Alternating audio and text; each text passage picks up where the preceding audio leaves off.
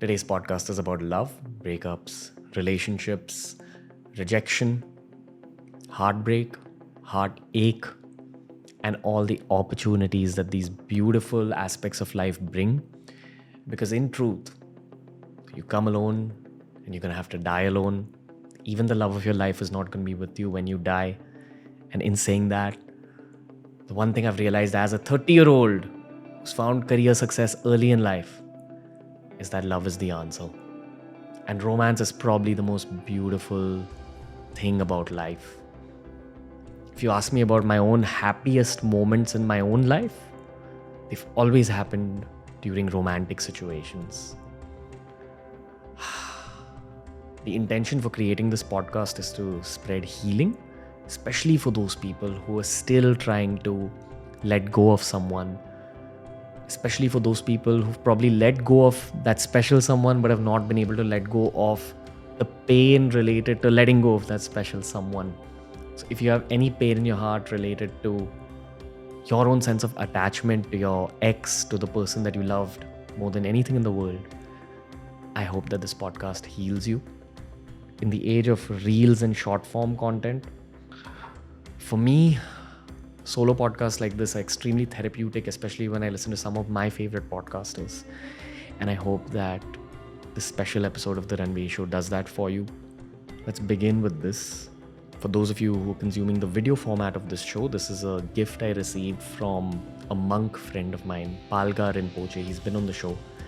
He said that in Tibetan Buddhism, this bell is a symbol of wisdom and this mace is a symbol of compassion.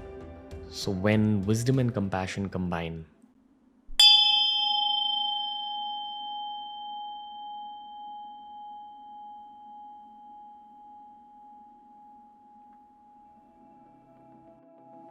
they give rise to magic. That's how I want to begin this show. I hope that it gives you the wisdom that I've gained through my own pain. And trust me, I've been through a lot of pain. But I hope that it also increases your sense of compassion for whoever caused you that pain. I went on a few dates with someone recently, and this person was extremely observant. So I asked that person that, what have you observed about me? So she said that, I love your heart, but your eyes contain a lot of pain. And that's true. I think that as I've aged, life has been extremely kind from a career perspective, but my personal life has been all over the place circumstantially. Even if I try giving someone my heart entirely, things don't work out because of circumstances. When I track back, when I scan my entire life, things have never really worked out from a relationship perspective, especially when I try the hardest.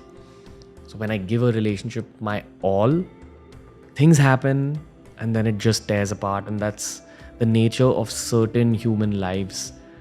Maybe some people are just destined to not get peace in their personal life up to a certain age, and I hope that I've crossed that age.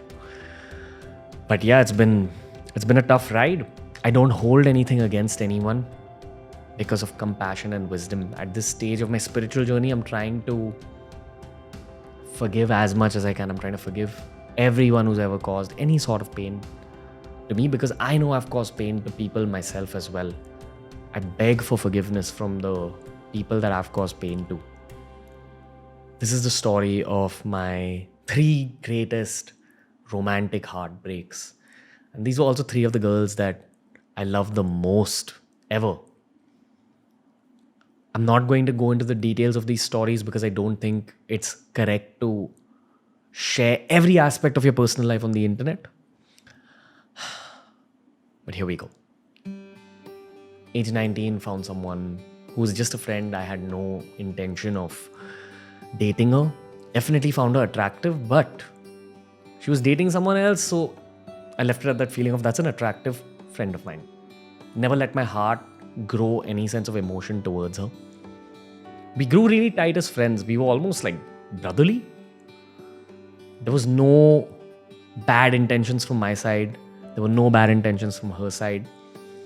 I think age 18, 19, 20, maybe up till 22, when career pressure takes over, up till that age, you're a little bit experimental about life and I think that the situation that caused the heartbreak was the experimental nature of life for both me and her at that stage of life. We were friends, she was dating someone. We ended up getting close as friends. And then one day at a party, sparks flew. Nothing physically intimate happened, but sparks flew. And I went home and I called her and I said, "What's up? You're dating someone, this is not right. We were good till the point where we were friends." And she said, I don't know. I don't know what's happening in my head, because she was also in an experimental phase of her life. I met her the next day, and then sparks truly started to fly. I don't want to get into any details, but let's just say she definitely had a thing for me. But she also loved the guy she was dating. I don't blame her. I do blame myself for digging this grave for myself, because the following year was the most difficult year of my life. When my love grew because of all the Bollywood movies I saw growing up, which instilled a romantic hero personality into my heart, into my head, into my life. And I thought that, yeah, this is my girl. Even though she's dating someone else, eventually she's gonna come to me, because I'm the hero of my life.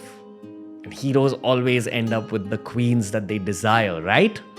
Wrong. That's what I learned in the next year, because I flunked my college exams because of this heartbreak. I deep dived into a pool of alcohol because of this heartbreak. Those are my true regrets. That's what I truly blame myself for. I don't even blame myself for feeling the way I felt for at that stage, but the outcomes of the heartbreak, the Dave D style outcomes of that heartbreak ruined my career side of life at that point. Because at that point, when you're 19, your career side of life are your grades, what you're doing with yourself, your self-improvement journey, everything went to the dumps. And there were other reasons. I didn't stop myself from diving into that pool of alcohol. I've spoken about this so many times on the show. I reached my lowest phase in life. Throughout that phase, for that 1 year, all she told me was that she wasn't sure whether she liked me or him.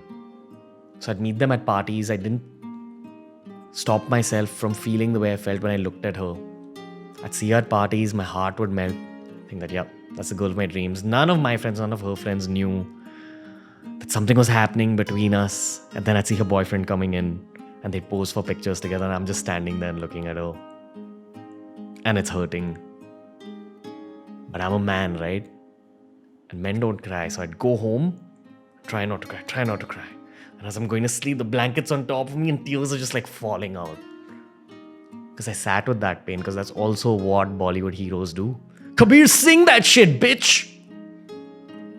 Kabir Singh hadn't released then, but bunch of other movies like that where they teach you to embrace the pain.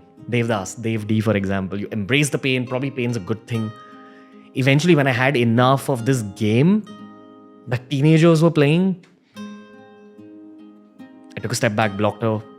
I requested her to just block me out of her life completely, and I jumped into the gym, which was my savior. Lowest phase of my life gave me the base to begin studying again in life.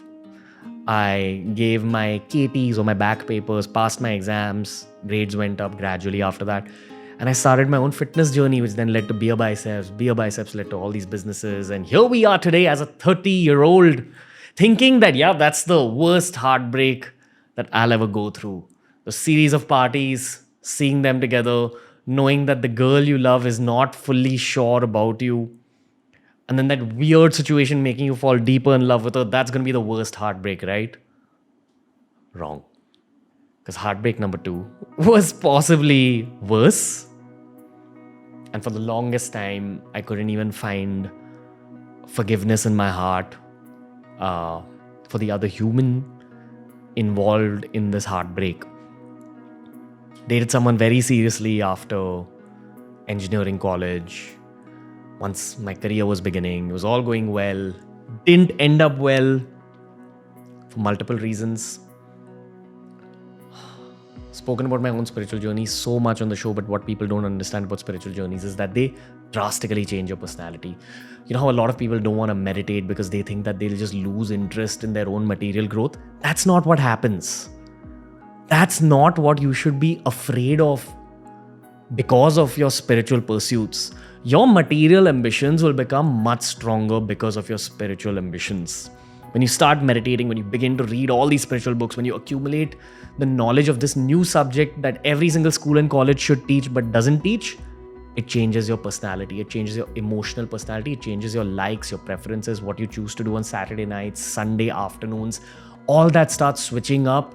You go into a very fast phase of growth, as is the case with most people in their 20s. And in your 20s, you end up becoming a different version of yourself every single year. Now, imagine if you found the girl of your dreams and you think that this is the girl you're going to marry, and she's been there for you and she's been an incredible partner for you for so long. Yes, you've had your fights. Yes, you've had your intensity, but the relationship is going well. Spirituality enters your life like a bomb. You change drastically. You're enjoying your own individual journey. You're loving her even better because your capacity to love increases, but your personality changes drastically. And then she gets withdrawn from you because you're not the same guy you were when you all began dating. Beautiful relationship. I'm so grateful to that girl for teaching me everything that she did, for helping me become the man I had to become in those years. And it ended in such a rough way. I've spoken about this on the Hindi podcast, and it's one of our most viewed Hindi podcasts. It's so difficult for me to even speak about this at this point. I'm 30 and it happened 4 or 5 years ago. I've definitely healed from it. I know I've healed from it. But it's just difficult to revisit some situations like that. I was 26 and I'm struggling in my career to jump up to that next stage. Spent all my money in my bank account to do up my new office for my team. We were a 12-person team spread across BeerBiceps and Monkey. All my money on doing up my new office and sowing the seeds for the future growth that I want, so that I can earn a lot of money for my own future, and so that I can earn a lot of money for the girl of my dreams, to give her the best possible future that she could fathom. But we were drifting. Because of my new perspectives on life, I was a new person. They say that when someone cheats, the cheating has actually begun way before then the incidents of cheating actually take place. I didn't understand this till a long time after the breakup. I would always blame her. I would say, no, your ethics were spoiled. I was giving this my best shot, etc., etc., etc. But the truth is that I wasn't giving her what she needed in that phase. It's taken me time to develop that kind of compassion. I have a very positive relationship with the memories I have of her in my own mind, because she helped me grow. But for the longest time, I was so angry. I was so sad because the day she told me that there's someone else in her life while we were dating, it was such a painful moment as a guy. I was alone in my office, the same office I'd spent all my money on. And all the cells in my body below my knees just became like jelly. I lost my balance and I collapsed. That's how much it hurt. Or that's what it did to my physical body. So imagine what it did to my mental, emotional bodies. Damn. So painful. That's probably the most painful thing I've experienced in my life. Because emotional pain is so much worse than physical pain. I've gone through surgeries because of judo competitions as a teenager. Horrible physical pain, horrible injuries, horrible recovery period. I've been in road accidents. Bad physical pain. All that pain put together was 1/10 of the emotional pain I felt in that moment. And even now when I go through pain in life, I know that I've been through that moment, so I'll be able to cope with anything. That was a tough phase of my life because it tested my spiritual journey as well. I didn't feel like meditating anymore. That's what your spiritual journey can do for you. When you're not meant to be with someone, when someone's not meant to be with you, you can both be good people, but your spiritual journey will create circumstances in your life or their life or both your lives and just make you drift apart for the best case scenario for both of you. For the longest time, I thought what that girl did was unethical. And in recent times, I don't think that what she did was unethical. I think that maybe I could have understood her needs even better. I was trying my best based on what I knew best as a early 20s, mid 20s male. But I think I would have been an even better partner to her at this stage of my life when I've understood love much more deeply. But at that phase, anger kicked in. Pressure of my career kicked in. And in the 8 years of BeerBiceps, those were the only 2 weeks where I've not worked at all, because in the same way that the cells of my legs died, the cells of my hands and mind also died. And I just spent time in my meditation center trying to understand what's happened in my own life. But I healed. Even though I thought I'd never be able to heal from that. I remember back in college when I was dealing with girl number 1. Girl number 1, girl number 2. When I was dealing with girl number 1, there was moments I would sit in my train to college or back home in the evenings, and I'd just stare at the tracks, hoping and praying that one day I don't feel anything for this girl number 1 who's making me feel all that pain. And when girl number 2 gave me pain even greater than that, I'd go back to that memory of girl number 1 giving me that pain and me looking at those railway tracks and thinking that, you know what, life healed me. Time heals. Time had healed me. And no matter how bad you feel because of a breakup, a rejection, a heartbreak, the harsh, brutal truth is that give it time, sleep over it. Over time, you'll let go of it. Over time, you'll forgive the situations. And of course, you'll forgive the person. Because no one's truly bad. People make bad choices because their circumstances lead them into making bad choices. Compassion. It took so long to let go of that pain. I've probably only let go of that pain for the last year and a half. When I moved to this house, and the truth is that career success also plays a role in healing. Okay, I don't know whether that's a subjective truth for me or that's a subjective truth for other human beings as well. I'm still trying to understand that. But honestly, when you have a very true purpose related to your career and you find material success, it does act like ointment on the cracks within your heart. That's what I've felt. I kind of don't want to talk about this phase of my life too much because you've seen what came out of the phase. I've spoken about my heartbreak so much. TRS came out of this phase. Monkey's growth came out of this phase. That 12-person office, which I spent all my money on, quickly grew into a 100-person office, and we had to leave that office because we outgrew it. More companies, more growth, more podcast listeners because I just had more experiences to share. But it took me long to forgive.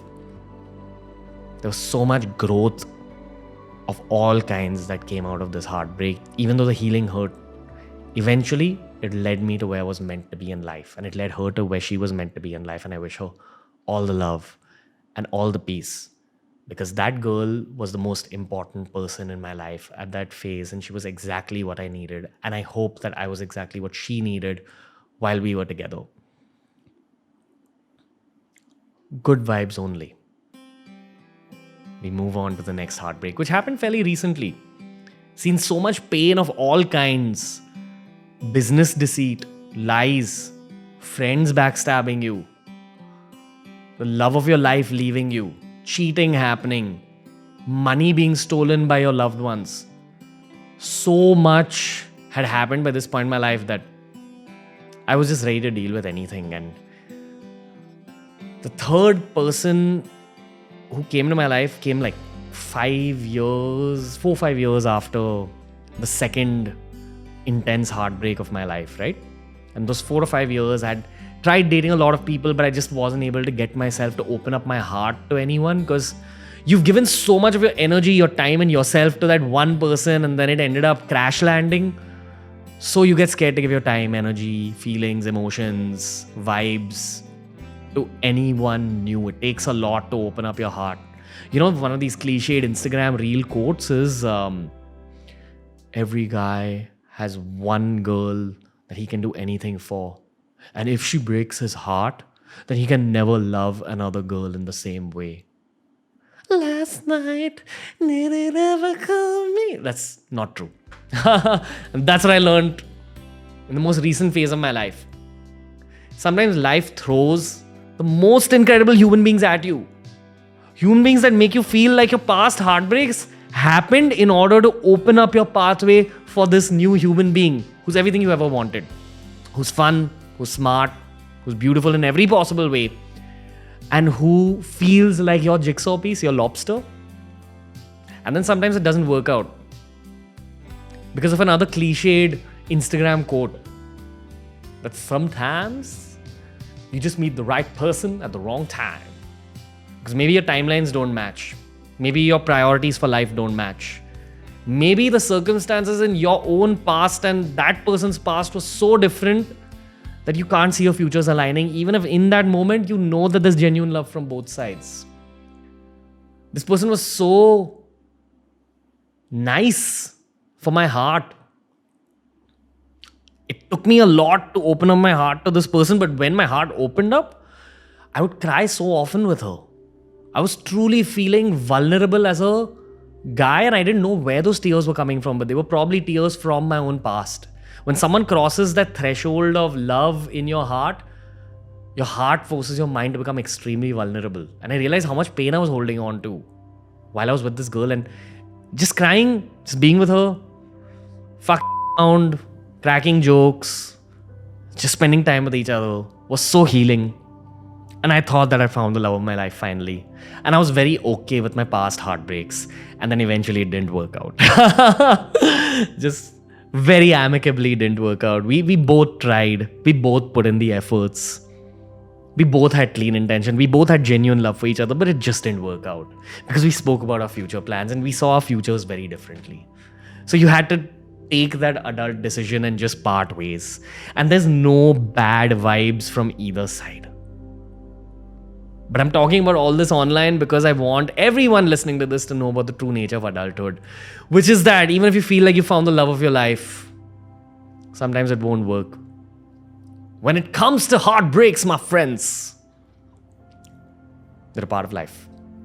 Some people are just born into families, into genetics, into circumstances, into a spiritual journey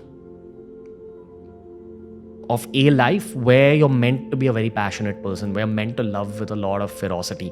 And that's so many of us Indians, right? At least my millennial generation, which grew up watching Karan Johar movies and Shah Rukh Khan films and movies with incredible chemistry and love and Jab We Met and all these films, that it fueled your own sense of passion. But eventually life teaches you that romance is not truly what movies show you. If you truly want to understand romance, go watch a film called 500 Days of Summer. Go watch a film called Batman The Dark Knight. Go watch a film called Eternal Sunshine of a Spotless Mind. 3 heartbreaking films, and if you love furiously and passionately, the truth is that you will encounter heartbreaks because that's what's good for your soul. It's kind of like God's your best friend playing a practical joke on you for your own benefit. So he's telling you, why don't you walk through that door? And he's given you the tools to be very passionate, and you're attracted to that door. And when you walk through it, there's no ground and you fall and you hurt yourself. And then your friend's up there looking at you saying, haha, that's the character development. But that's exactly what you needed. Because that fall that you took made your body, mind, and soul tougher. Because you're meant to do big things in life. And life is truly, in its essence, about strong, self-loving individualism. You'll only have a great relationship when you truly love yourself. You'll only have a great relationship when your partner truly loves themselves. And all you can do is be that version of yourself that truly loves yourself. And you'll only truly love yourself when you learn to forgive, when you learn to love in a detached manner, and when you understand that horrible breakups are just temporary moments in the timeline of your life, and time will heal you. I still believe that romance is the most beautiful aspect of life. I don't know whether it's the hormones, whether it's the serotonin you feel when you cuddle, whether it's dopamine you feel when you meet that girl that you love so much and your stomach starts feeling a certain way. But we come alone and we die alone. So before you die, learn detachment, learn forgiveness. And when the right person comes your way, and I know it's going to come my way, just know that all these other people and all these other situations prepared you to be the best version of yourself for that person. Discover yourself. Don't stop believing in love. Not the easiest podcast for me. I don't even have these conversations with my friends or with my closest people because I don't like revisiting these parts of my heart, of my life, of my own journey. But YouTube growth is about exchanging your soul for views, right? I don't know. Maybe. I feel it's more about putting out your own authentic story. Putting out what you're going through as you're growing up in front of the world. And putting out positive energy, especially for the people who you think have harmed you, because that's what compassion truly is. When you're compassionate to the world, not only will you become compassionate towards yourself, but you'll also notice that the universe starts being compassionate towards you and gives you exactly what you want. Notice that I didn't say the universe gives you exactly what you need, because you're going to get that anyway. But if you truly practice compassion, forgiveness, detachment in your heart, the universe will send you compassion, detachment, and love in the way that you want. You land up exactly where your heart has once prayed for you to land up. Life is beautiful if you truly believe in the goodness of human beings, in the accumulation of wisdom, and in the chase for increasing your own compassion. God bless you guys. Heal. Give time, some time. Focus on your health, focus on your sleep. Surround yourself with the friends who make you feel better about yourself. Understand that there's many fish in the sea. Understand that the one that's truly meant to be yours is going to be yours. You're meant to be with someone. You're destined to be with the right person.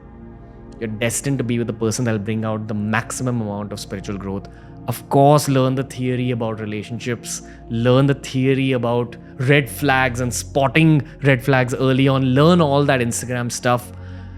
But internally, be the best partner in order to attract the best partner, etc., etc. I hate these Instagram cliches, but that's what this podcast has become, right? At the end of the day, you came alone, you're going to die alone. And when you truly understand that truth, when you witness death in your family, when you witness horrible heartbreaks, and you realize how individual life is, you begin to love people more, because the universe starts sending you exactly what you put out. And when you stop chasing a relationship, then love will chase you when the time is right. Don't pray for the right person. Just tell God that you're ready to receive love when he thinks or she thinks that it's the right moment. The right person's on the way. But don't forget to chase wisdom and compassion.